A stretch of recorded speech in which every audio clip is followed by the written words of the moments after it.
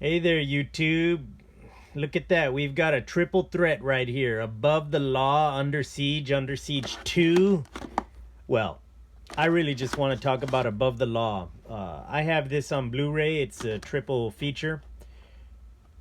These other two films are extraordinary. Under Siege was probably the pinnacle of Seagal's career in those early days. He's got a separate career afterwards, but this is the beginning, and it was the most serious Seagal that we ever saw. Above the Law is the movie that I want to talk about. It's, I think, 1986, 87 is when they did that.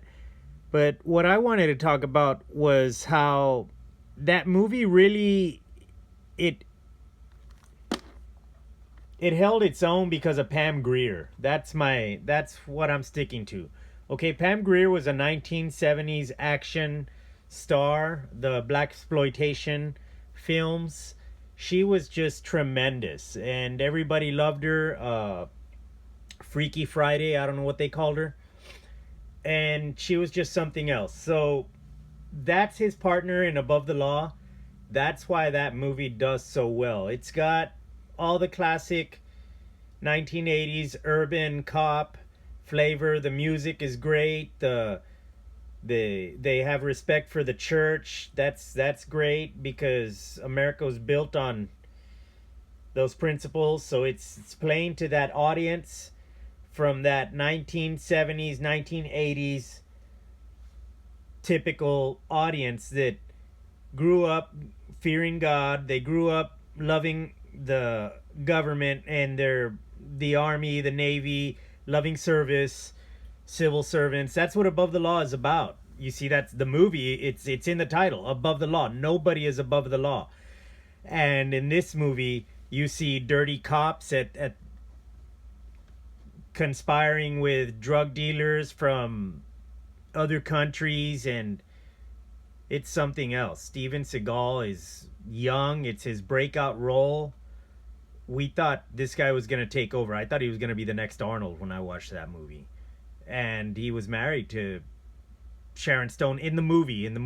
His the woman that plays his wife in the movie, the actress's name is Sharon Stone, and every kid loved Sharon Stone growing up. She later went on to make that movie, whatever it's called, Basic Instinct, where she bears it all.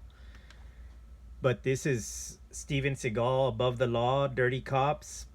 Let's see, Nico Toscano worked for the CIA. Oh, this movie is amazing. It's so beautiful. He talks about his story of the Aikido and going to Japan. So it's almost an autobiography of Steven Seagal. That's why it's so foundational for the cult of Steven Seagal. Everybody that loves Steven Seagal, just admit it, you're in the cult.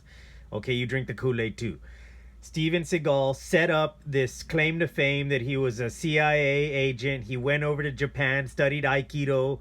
He studied Iaido. He studied with the masters. He married a princess over there and started a dojo. All that stuff. All the story of Seagal, and then he mixed it into this movie. Can you believe that? Above the Law is that movie. If you want to get the fictional version of what Steven Seagal thinks he is, the Frank Dukes version, watch Above the Law. You're gonna love it. I'm just joking about the Steven Seagal cult.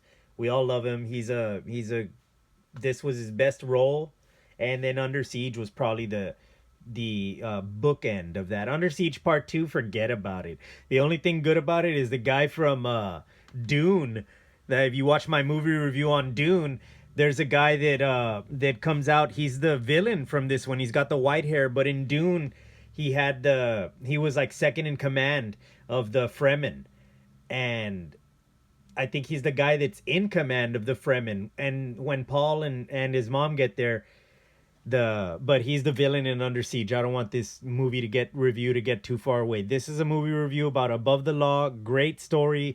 It sets up the fictional universe of the Steven Seagal universe. The MCU. This is the Steve CU. Okay, everybody that loves Steven Seagal, this is the movie you gotta watch. Above the Law. From there, you can move into March for Death, Out for Justice. You can do anything, but Above the Law is the foundation.